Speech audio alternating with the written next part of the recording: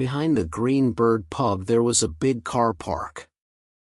It was a busy pub and every night there were lots of cars there. Tonight there was a woman in the car park too. She stood in the dark behind a tree watching and waiting. Her name was Rosa and she was 20 years old. She worked in a hotel 6 days a week but not on Mondays. On Mondays Rosa did something different and today was Monday. It was cold. Rosa pushed her hands into the pockets of her coat. It was a night for trousers but Rosa wore a short skirt and nothing on her legs. That was important. After a time a woman came out of the pub and walked across the car park to a blue Fiat car. The woman was about 50 years old and she walked slowly. She sang quietly with a little smile on her face. She's drunk, Rosa thought, but she's going to drive. The woman got to her car and put a hand on it. She wore a long green coat and gray trousers and she had blonde hair. Very, very blonde hair. "Oh dear, my hair," she said, then laughed. That hair color came out of the bottle, Rosa thought. She took a small bottle from her pocket. There was some red liquid in it and she put some of the liquid on her leg. Then she ran quickly around the car park to the blue Fiat. The woman opened the car door and half fell into the driving seat. She laughed. "Oh, Dorothy Burns," she sang, "you're drunk again." Rosa was now behind her car, crouching on the ground. When the car began to move back, she jumped to her feet and hit the car with her hand. Bang! The car stopped suddenly and Rosa fell down on the ground behind the car. She put her hand on the red liquid on her leg and quickly put some of it on the back of the car. Dorothy Burns got out of her car and walked around to the back. When she saw Rosa on the ground, her face went white. "Oh," she cried. "What? What happened?" "My leg." Rosa said, "Oh, my leg." She began to cry. But what happened?" said Dorothy Burns. Then she saw the red liquid on Rosa's leg. "Oh, there's blood on your leg." "Yes, because your car hit me." "That's why," Rosa said. She stopped crying and began to look angry. "I didn't see you behind me," Dorothy Burns said. "You didn't see me because you didn't look," Rosa said angrily. She stared at the woman. "You're drunk." Dorothy Burns was suddenly very afraid. Yes, you smell of whiskey." "I can smell it from here," Rosa said. "I'm going to call the police now." "Oh, no, please," Dorothy Burns said. "I'm very, very sorry, but not the police. Please listen. I can help you. I can drive you home and I'm not getting in that car with you," Rosa said. "You are drunk." "No," Dorothy Burns said. "Just one small whiskey. That's all." "Oh, yes. Tell that to the police." Rosa stood up holding her leg. "What's the number of your car?" "No, please," Dorothy Burns said. "Not the police. Listen, I want to help you. Take a taxi to the hospital. I can give you the money for it. Go to the accident." "How much money?" said Rosa. "I'm a 20 pounds," Dorothy Burns said. 50, Rosa said. "Well, how about 30? said Dorothy Burns. 50, but I haven't got a lot of money with me." 50. I'm calling the police now. Rosa took a mobile phone out of her coat pocket. Okay. Okay, said Dorothy Burns. She got her handbag from the car, took out £50 and gave the money to Rosa. Here you are, she said. Rosa took the money and walked away. She went down the street to her car, a small white Fiat, 10 years old. She sat in the car and waited for the woman to drive away. Then Rosa drove home. On the next 3 Monday evenings, Rosa went to 3 different pubs. She waited for a drunk or nearly drunk driver to come out. Sometimes she waited 2 hours or more. Then she took out her little bottle of red liquid and minutes later, there was an accident. The drivers never wanted Rosa to call the police. They were always ready to give her money. Sometimes it was £50, sometimes 100. Once a big fat man with gold teeth gave her £200. That was a very good Monday. The next Monday, Rosa found a pub in a street not far from the Green Bird. It was a very cold night, so she waited in her car. After an hour, a man came out of the pub with a bottle of wine in one hand. He stood looking up and down the car park. Rosa watched him. He can't find his car, she thought. He's drunk. After a minute or two, the men began to walk across the car park to a big red Honda. Twice his foot slipped and he nearly fell. But at last he got to the Honda and began to open the door. Rosa put some red liquid on her leg and got out of her car. She walked quickly to the Honda and crouched down at the back of it, ready for the accident. Hey you! Rosa quickly looked round. A woman ran across the car park. A woman in a green coat and gray trousers. A woman with very blonde hair. She had a camera in her hand.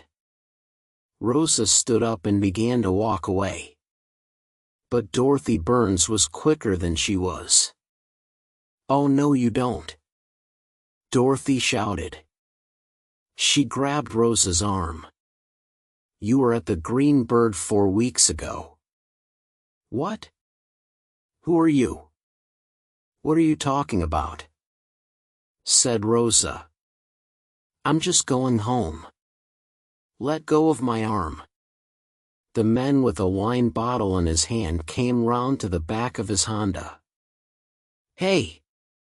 What are we doing? What's happening? He said.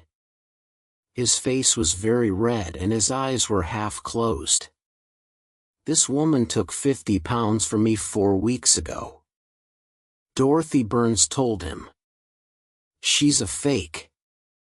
She gets down behind your car and then says your car hit her. But it doesn't. She does it to get money out of you. She says, oh you're drunk and I'm going to call the police. And because you were drunk and you're afraid, you give her money to stop her. I did. The men looked at Rosa. What? He said. Rosa pulled her arm away. But before she could run, Dorothy Burns grabbed her other arm. Look at her leg. She said to the men. That's blood on it. But why? How did it get there? She put it there already for the accident. Your accident. Because in a minute, you're going to hit her with your car. And then she's going to cry out, oh my leg, my leg. But nothing happened. She's a fake. At last the men understood. He stared at Rosa and his face got redder. You little, he said angrily. He pushed Rosa and she fell to the ground. But before he could hit her again, Dorothy Burns pulled him away. "No, wait," she said. The bottle of wine fell from the man's hand. It hit the ground next to Rosa and broke. Wine went over her face and her coat. "My wine!" the men cried. He looked angrily at the two women, then began to walk back to the pub. "Gotta get some more wine," he said, "for my wife. For my wife." Rosa stood up slowly and then began to walk away. "Wait," said Dorothy Burns. Rosa laughed. "Why?" "I don't want to talk to you." "Oh, I think you do." "You," Dorothy Burns said. "You see, I took some photos of you when you were behind that man's car waiting. Interesting photos. They are." Rosa stopped, then walked back to Dorothy. "How did you find me?" she said. "I went to a different pub every night and waited in the car parks and watched. And here you are doing your dirty little blackmail again." "It's not blackmail," said Rosa quickly. "He was drunk and you were drunk too that other night." "But my car didn't hit you," said Dorothy. "How do you know?" said Rosa. "You were drunk." "No. Not drunk. Just happy. That's all," said Dorothy. "When I got home, I began to think. You wanted that 50 pounds. You wanted it very much. And I know all about blackmail. You see, I was a fake once too. You were drunk too." Rosa stared at her.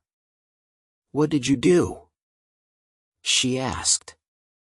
"When I was a child," said Dorothy Burns, "my mother and father often went out in the evenings to dinner, to their friends, to the cinema. They always got a babysitter in to stay with me because I was only 10 years old. The babysitters were always girls. Usually students, about 18 or 19 years old. They needed the money badly. Students always do. Students always do. But I liked money too." Dorothy Burns smiled. "It was easy. At first, I was nice to them. Then I said, I want half your babysitting money. Or I'm going to tell Mommy about you. I'm going to say things like this. You hit me. You put very hot water on my hands. You pull my hair. You put me in the dark." These things weren't true, of course. But the girls were afraid of my mother. She was famous, you see. She wrote books about children and was always on television. And when she was angry, she wasn't a very nice person. And so the babysitters said nothing. And gave me half their money. What a nice child you were. Rosa said. No, I wasn't nice, said Dorothy. But some people get nicer when they get older. I don't do blackmail now. But I know a blackmailer when I see one. She smiled at Rosa. And Rosa stared back at her. What do you want? She said. Dorothy Burns put out her hand. I want my 50-pound back, of course. 3 minutes later. Rosa drove her little Fiat out of the pub car park. She was very angry. Because she was angry. She drove very fast. 2 kilometers from the pub, Rosa's car went off the road and hit a wall. She didn't die, but she broke one arm, one leg. and hit her head badly on the car. She couldn't move. She couldn't get out of the car. She couldn't get her mobile phone. 2 policemen found her in her car an hour later and called an ambulance. Rose's face was white, and she couldn't speak. The policemen were not friendly. "I can smell wine on her," the first policeman said. "Another drunk driver," the second policeman said. "Why do people drink and drive?" the second policeman said. "Why do people drink and drive?"